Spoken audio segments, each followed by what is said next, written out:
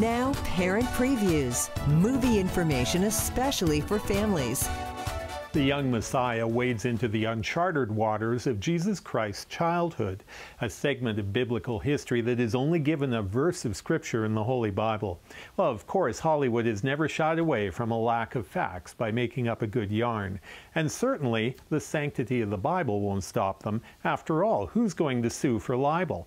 However, for Catholics in the audience, they may be a little more familiar with many of the scenes of this movie that appear to be inspired by apocryphal writings.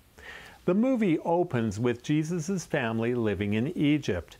After Jesus raises another young boy from the dead, he is looked upon by others with skepticism and accused of satanic powers. At about the same time, his father Joseph informs the family that he has had a dream similar to the one he received at Christ's birth when he was told to leave Bethlehem. Now it's time to leave Egypt and head for Nazareth.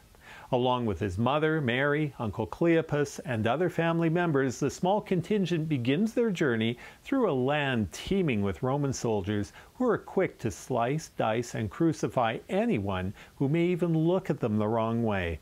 It's a terrible road trip, but they finally arrive in Nazareth and, after dealing with a few more soldiers, are able to settle down. Yet Joseph is still concerned.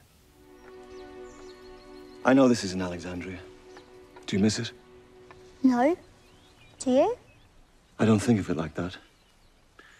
But it was the only home that you ever knew.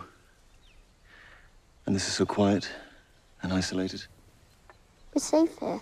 No one knows what I've done. And you must never tell anyone. I know you have many questions, but you need to let them sleep in your heart for now. Why? Because your questions are the questions of a child. But the answers are the answers for a man.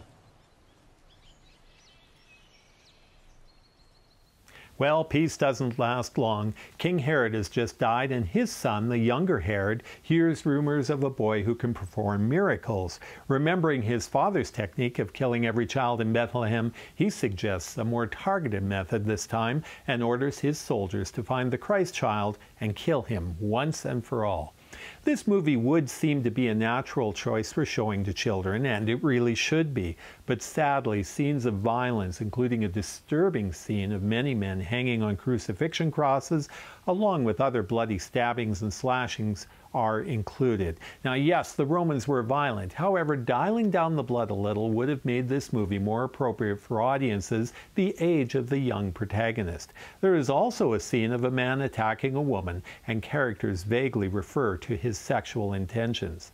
Now, not all Christians will be on board with this depiction of Jesus Christ. He's a child who discovers he has special powers, yet he has no idea why. His father is unwilling to explain, feeling his boy is too young to understand.